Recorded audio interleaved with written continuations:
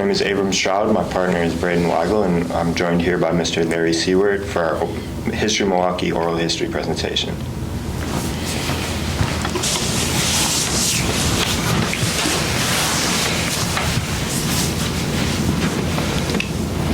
Okay. Starting off with getting some information about your early childhood. You mentioned that you moved a lot to various different communities and cities. Would you say that, I'm sorry, I don't know how to rephrase it. We'll just, okay. Growing up moving around a lot, did you move into any communities that not necessarily were diverse, but just had a different feeling than another community, like a different sense of the community? Yeah, not diversity, but a different sense for sure.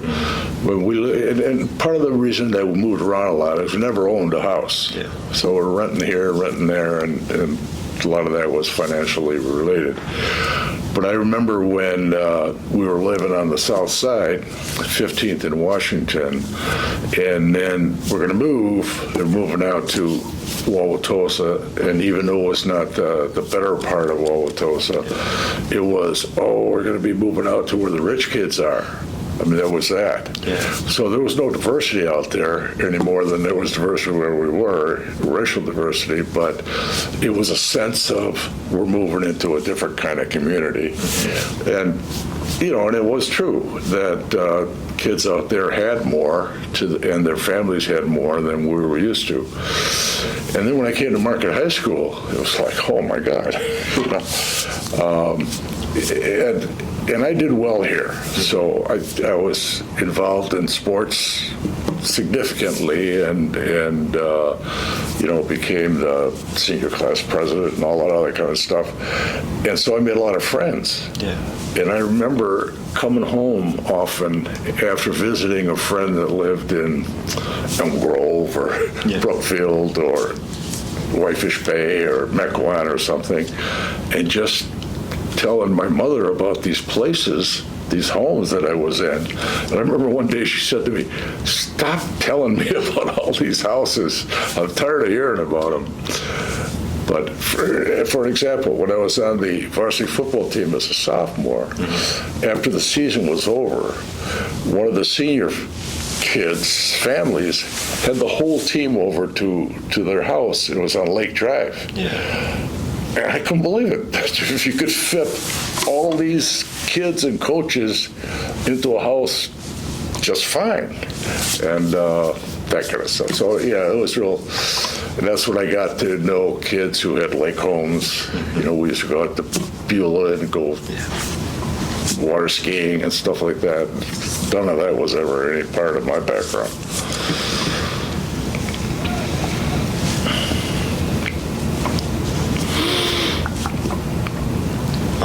So you mentioned that you went to Marquette High, and in our pre-interview, you mentioned that you went to Catholic grade schools and middle schools. Would you say that faith was a key component in your life growing up? Yes, very much so. That my mother was very devout Catholic, and then the schools at that time, expressed a lot of devotion, and so things like special occasions to the Blessed Virgin and living rosaries and all of that kind of stuff were a big part of it. And so daily mass at the schools and stuff. Even here at Marquette High, we went to mass every day. And devotion was a big deal. So when you attended Marquette High, after attending those grade schools, you mentioned that you were involved in sports. How important were sports to you? Huge. Sports were just huge. They were the biggest part of my identity. I was living in West Dallas at that time. There were not many kids from West Dallas. I didn't know anybody that went to school here. And so I wouldn't have known more kids. And sports, like any other activity, if you get involved in it, then you develop a community in that. And so I was very fortunate to be able to do that.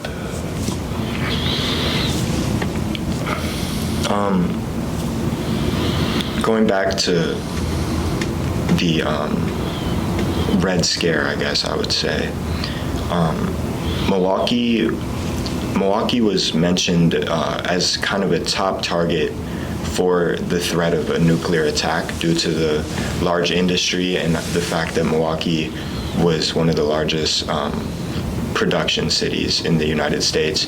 Did that kind of strike any fear into you growing up?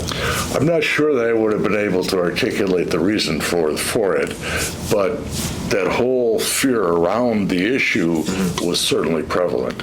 The whys and wherefores as a kid, even a high school kid, I wasn't that much aware of. In retrospect, you look back, we lived in West Allis. Allis Chalmers was right there, and it was this huge industrial plant. But at the time, it didn't mean that much to me.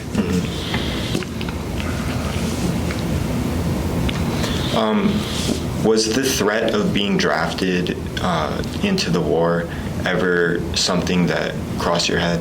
Absolutely. When I was at Marquette University, that was the topic of conversation. The Vietnam War had started. The draft was implemented again.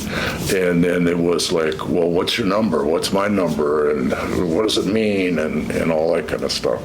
And so, yeah, that was just huge. And there were ways that people use to get out of the draft. You get deferments for different things.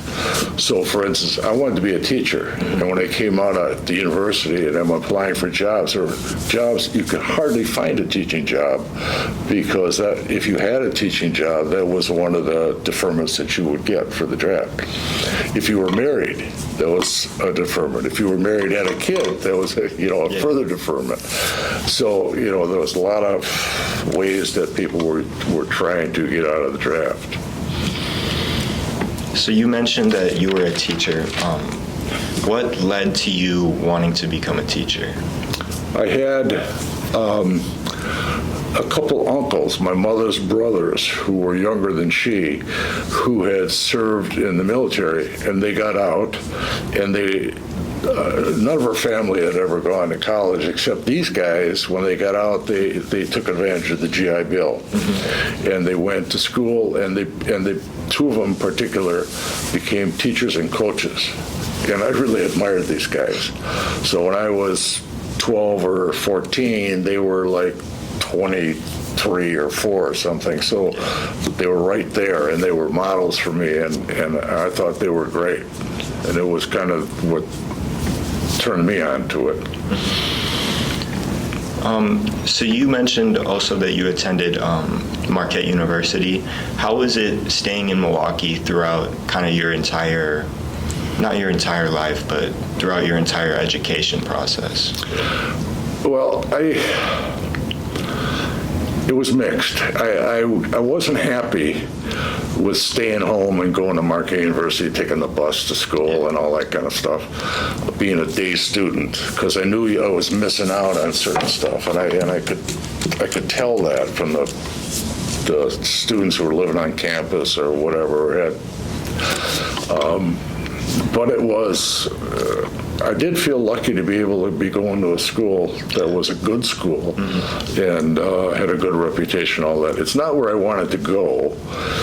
I had thought that I could get a scholarship for athletics, and I had various letters I had a letter from Notre Dame. I got an invitation to apply for the Naval Academy in Wisconsin, and then I got hurt as a senior, and that kind of drained all those possibilities away.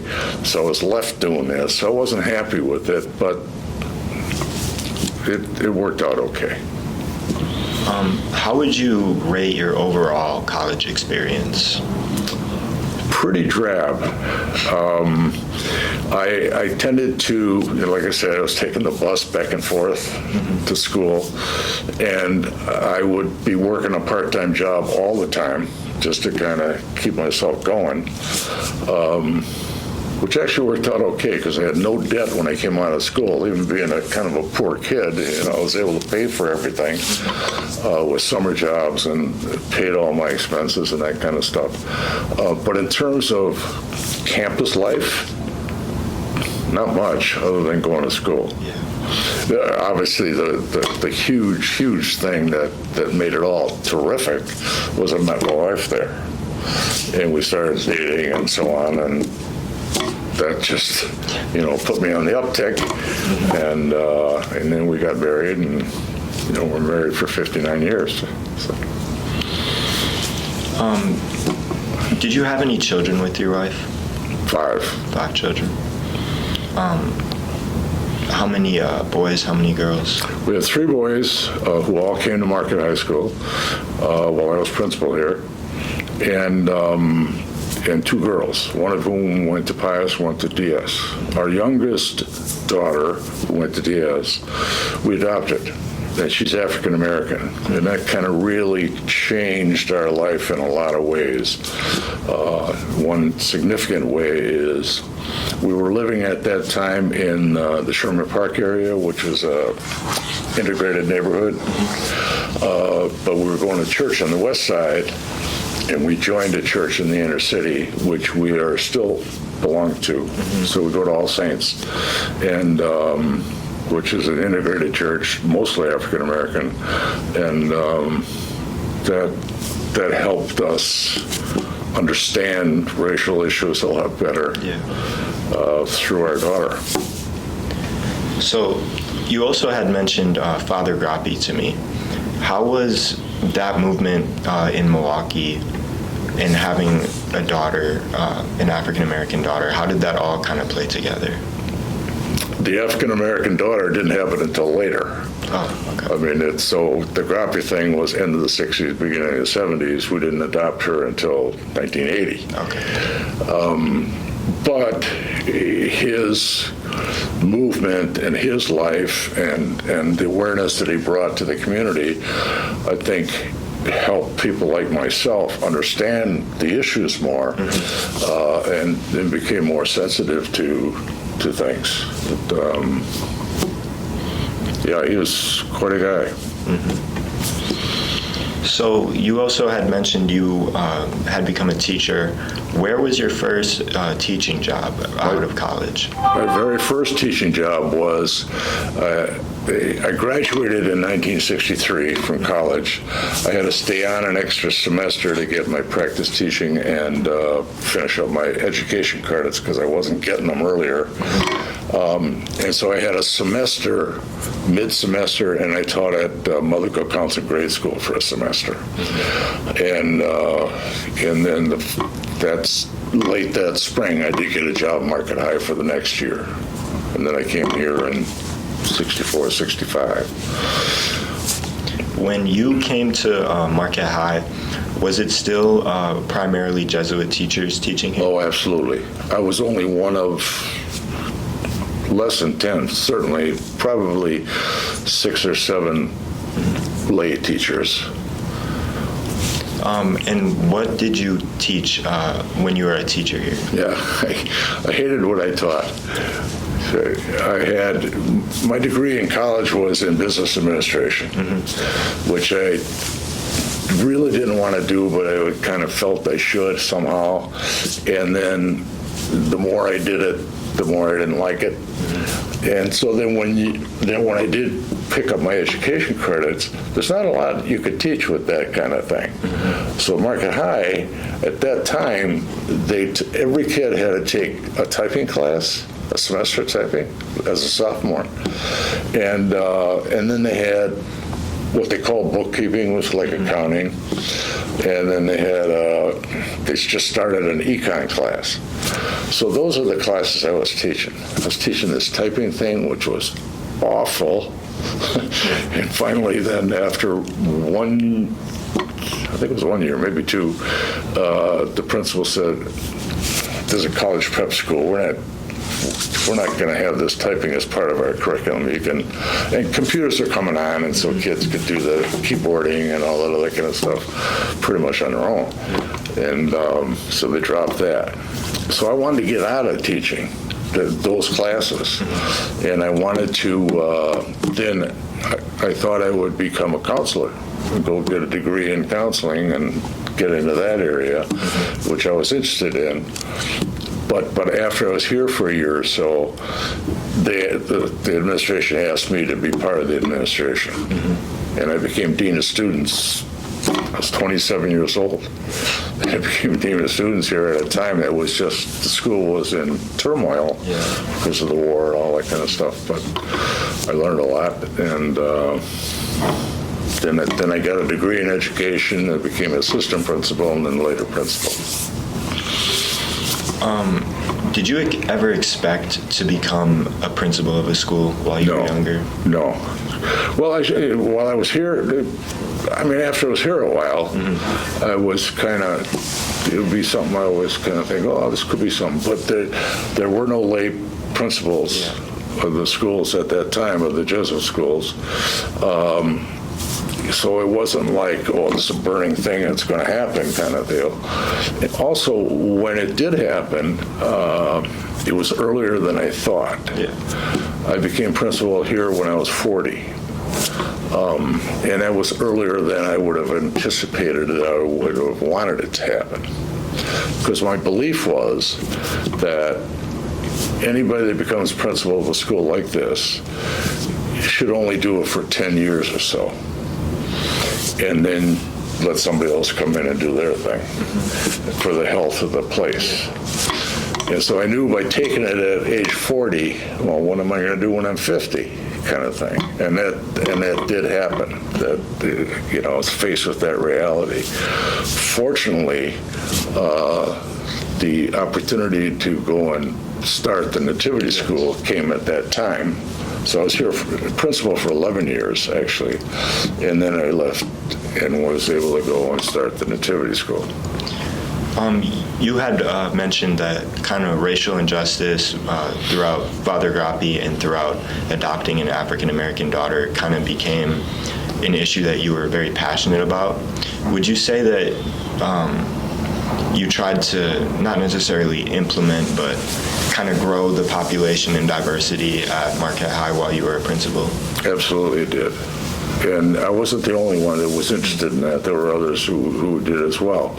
And we did grow the populations, both African American and Latino kids particularly. And I was very proud of that. And I think that same thing as, you know, while the numbers of African Americans at Marquette High School has not grown tremendously over the years, the impact of more kids of color, of different ethnicities, is certainly apparent here, and I think that's a very good thing. When you founded Nativity, would you say that one of your goals of Nativity was also to have a Jesuit school for Latino kids as well? Absolutely. I mean, we had, when we started that school, we were one of the, there are I don't know what it is now, probably 50 nativity schools around the country. At that time, there were just 3 or 4. And so the Wisconsin Jesuits were interested in starting a school like that. And we went through a discernment, should it be in the African American community or in the Latino community? And many of the nativity schools around the country are in the African American communities. And we felt, and the Jesuits felt too, that the Latinos were less served educationally in Milwaukee than the African Americans were. And so that's why we ended up going down there. And there was a presence of Jesuits at St. Patrick's Parish. The Archbishop had asked the Jesuits to take over that parish, which they had done. So there was a Jesuit presence there. And actually, when we started the school, it was at St. Patrick's at that time. And so it was And the second thing that happened was, when I was here as principal, we did bring in more African American kids and more Latino kids. Many of the Latino kids were not successful. Different culture, different background, different language, different dress, different everything. And many of them just didn't make it here, just didn't like it, didn't fit in. And I tell the story about the language. So you get this kid that comes in, and pretty much any kid that comes to Marquette High School, you'd like them to take 4 years of a language, whatever the language might be. Well, here you get this kid that knows a language, a foreign language, foreign to us, home to him, and where do you put him? Well, you wouldn't put them in a one because the teacher doesn't know how to speak, probably, and they're learning the colors and the days of the week and stuff. Even in Spanish 2, so we tended to put those kids in Spanish 3. Well, now they're competing with those Anglo kids who had done really well in first and second year, and now they're in third year. And they know how to read some, and they know all the accents and everything else. But these kids don't know that yet. And so they were failing in their own language and get really discouraged and often leave the school. So it told us that we had to start earlier with those kids. And that's why we did that. All right, I think we're going to take a 5-minute break here and then continue. Just kind of together. Gather. All right. Going back to your early life, what were your parents' occupations? As I mentioned before, neither of my parents went to school beyond high school, although they both were plenty smart. Yeah. And given a different culture and background, they easily could have gone to college. My dad joined the military, and after the military, he came out and he was a bus driver in Milwaukee for a while, and then he was a delivery driver, food and whatever else, and nothing big. It was just, he was a delivery guy, made delivery to stores and stuff. Well, then he finally went back to school on the GI Bill, and he got a degree in accounting from one of these like junior colleges. At that time, it was called Spencerian. I don't know what it's called now. And then he was able to get a job as a bookkeeper / accountant, and then he was able then to get that same kind of job at Miller Brewery, and he was there until he died, and that was a good job. So the life of the family really improved, as he got better jobs. My mother was a secretary and somebody worked in the office kind of thing pretty much all her life, and she worked most of the time, even with the kids and that kind of stuff. You mentioned you played sports in high school. Did you play sports throughout grade school as well? When I went to St. Bernard's, they had football and basketball, and yes, I played sports there. At St. Wenceslaus, they didn't have any of that. Yeah. So. Did they have any of the programs today, like how they have the Junior Hilltoppers, to get involved with Marquette, like community outreach, I guess Marquette had? No, those programs came much, much later.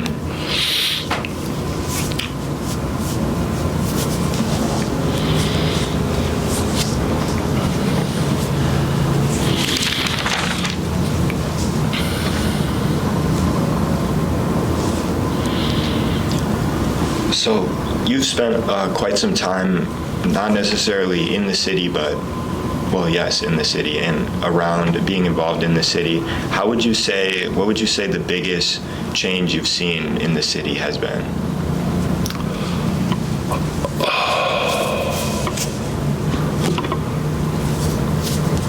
Well, one of the biggest changes I guess I have to think about that a little bit more. But one of the biggest changes would be in transportation, how people get moved around. When I was a kid, I mentioned my dad was a bus driver. Yeah. What that meant at that time is that at that time there were still streetcars, and then the gas buses, we called them. Yeah. And then those were replaced by better buses and no streetcars and that kind of stuff. There was no such thing as Uber or Lyft or anything like that. And so people walked a lot more than they do now. As I mentioned, for a while, a lot of us younger kids were hitchhiking, even though our parents didn't like us doing that. So how people got around. It was before the freeways, too. Yeah. And so there's still this thing, I think, at Marquette High School where they talk about different neighborhoods, like East Side, West Side, South Side, that kind of thing. At that time, it was a much bigger change because you didn't just hop in somebody's car and go over to Whitefish Bay or Shorewood or go out to Brookfield or New Berlin or something like that.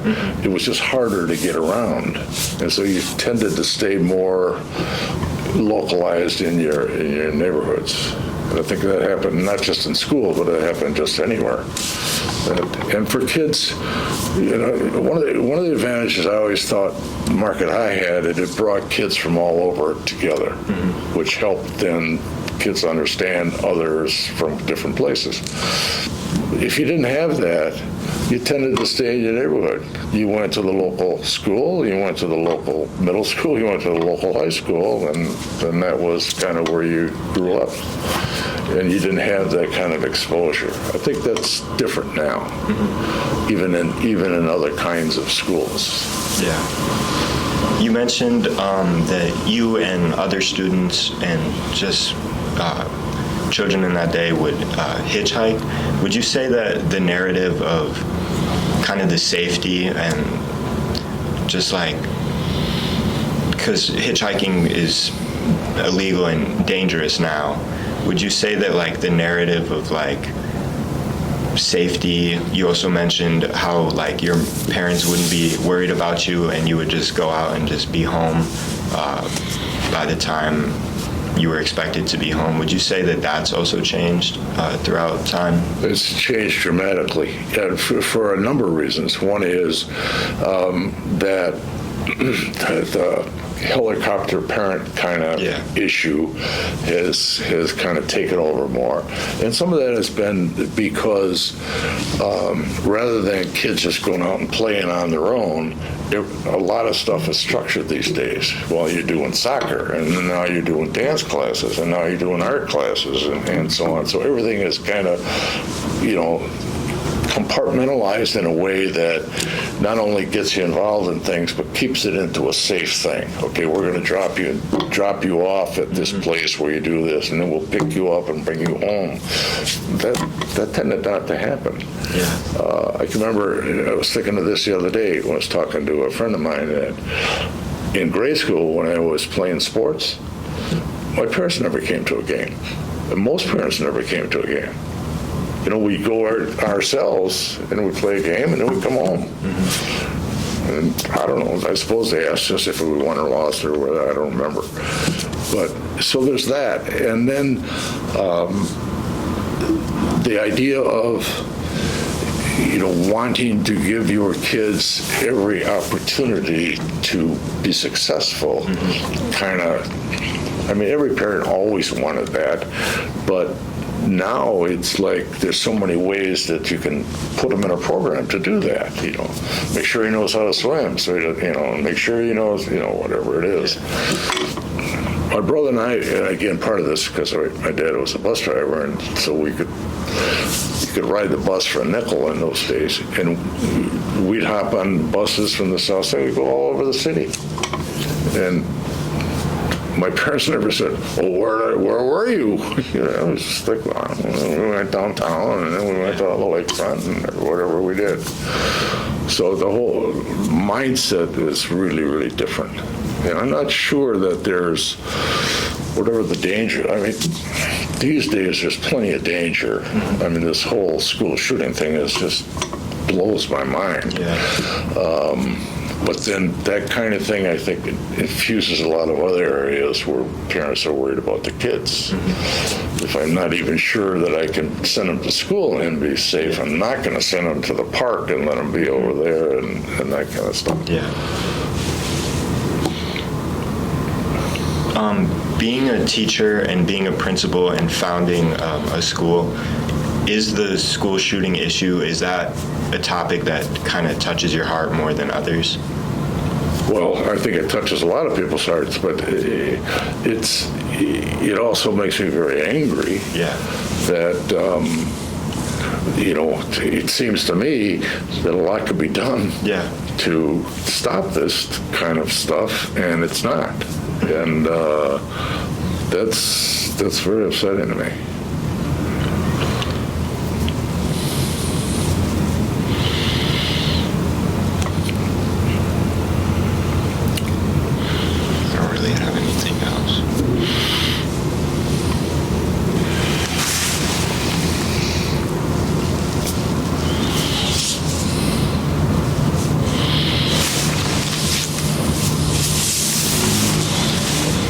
Going back to your adult life, after you graduated college, when did you have your first child?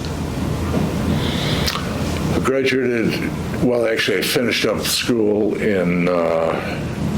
the end of '63.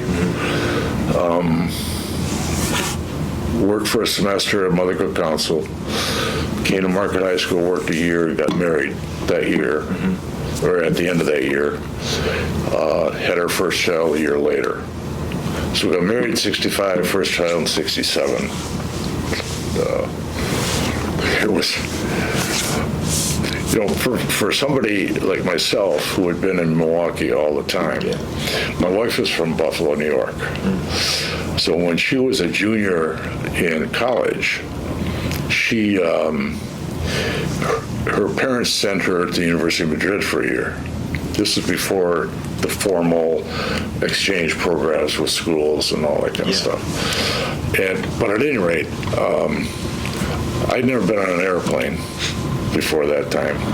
I flew to Buffalo so this is right before our junior year.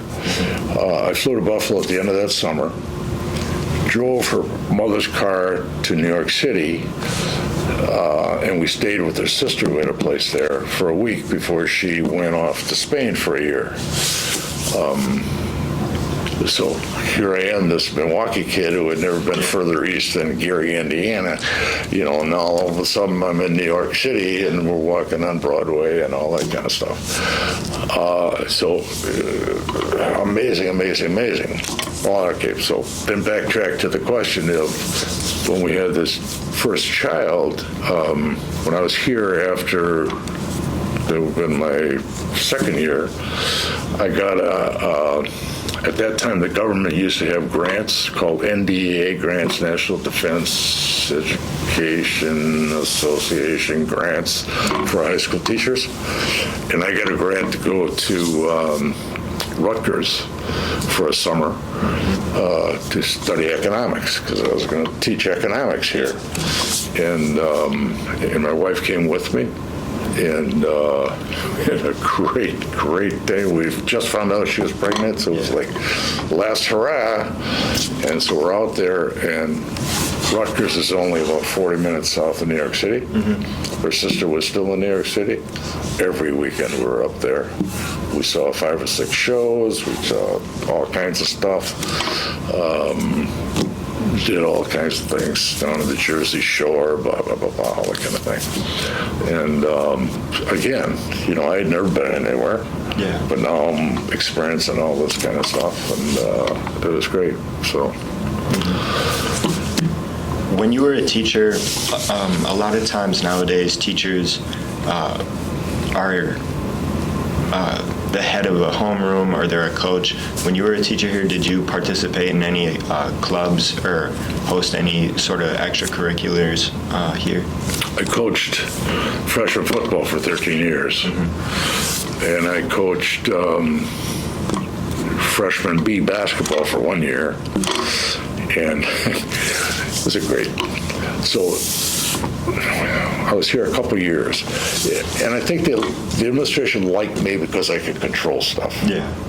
And so they, oh, he can do this, he can be dean of students, he can, all that kind of thing. And so the guy who was the track coach at the time quit, or was being replaced, or they made him quit or something. And so they called me in and they said, how'd you like to be track coach? Track coach? I never was on a track team.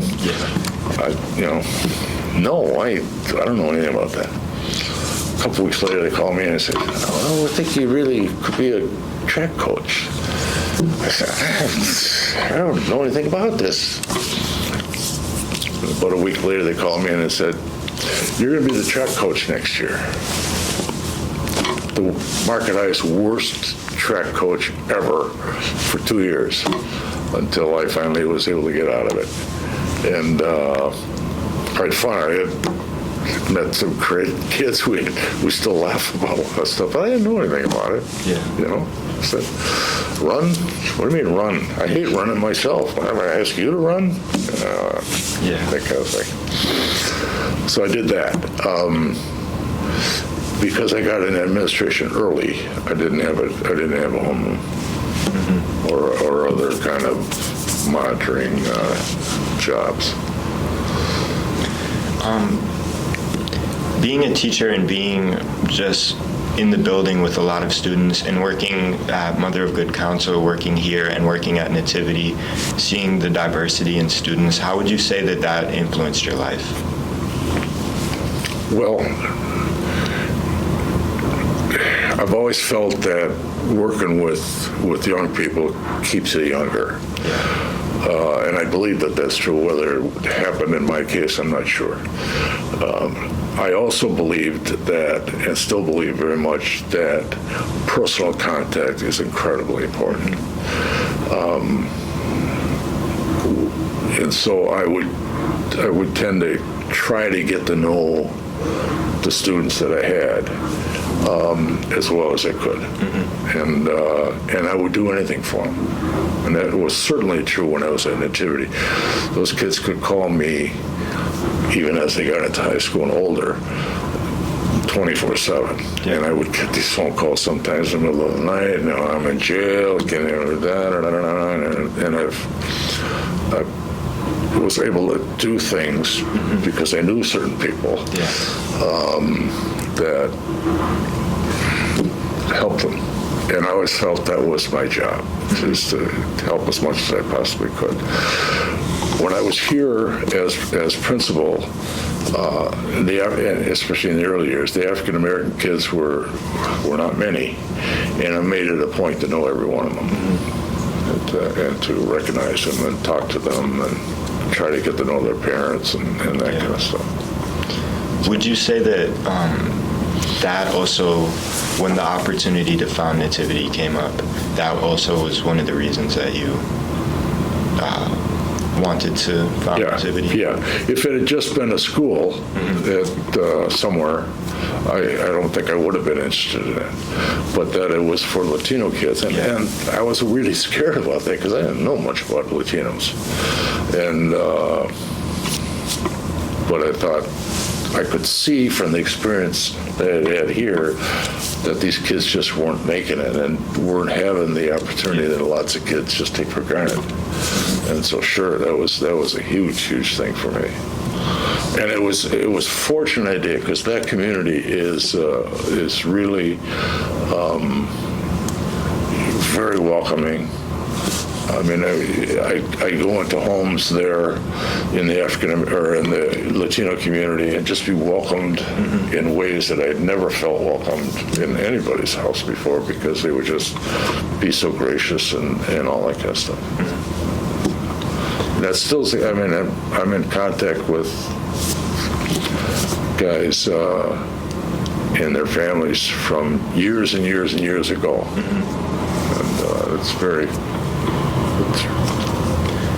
And how long, what year did you start at Nativity, and what year did you leave Nativity?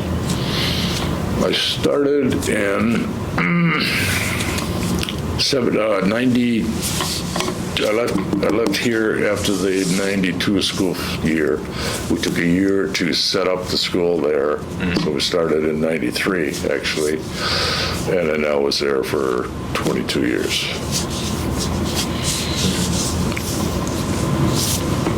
After being in Marquette for such a long time, how does it feel to be back in the building? Does it bring back any memories from your time here? Well, it's one thing that's happened. The building itself is so different than it was. I mean, talk about the old building and then all of this over here.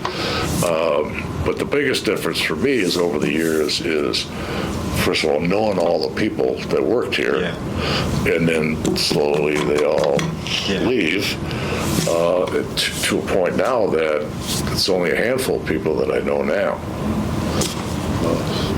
I was with Tim Prosser the other morning for breakfast, and I don't know if you heard that he had this episode here. He was sick or had surgery and all. Like he'll be back after Christmas, but he's the only teacher anymore. So I still get together. I'm in a book club with 10 guys who are all Marquette High ex-teachers, and he's still a teacher, which is great, seeing this guy. And then we talk about old times and stories. Do you try to stay... Oh, excuse me, one other thing. My apologies. Jeff,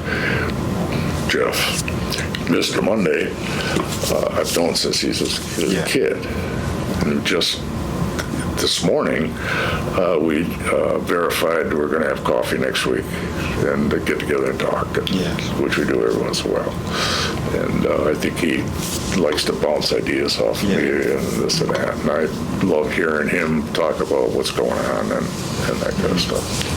So kind of on that exact same topic, do you try to stay involved with Marquette and Nativity even after you've retired and no longer work here, but like you said, have Mr. Monday bounce ideas off your head and just try to stay up to date and involved with the schools? I did more than I am right now. Because of all the change of personnel here, it's hard to kind of stay involved. When certain people were still here, even after I was retired, I could kind of plug back in more and do some stuff. It's a little more difficult now because they don't know who I am and vice versa. And a little bit of the same thing at Nativity. But there I am more involved because we started the Alumni Association there, and so I'm involved in those guys, and we're still doing different kind of things. And I enjoy that a lot. So.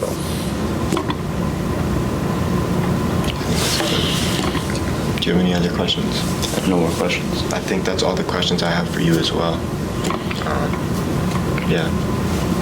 Good enough. Well, thank you. Thank you. Thank you so much, sir.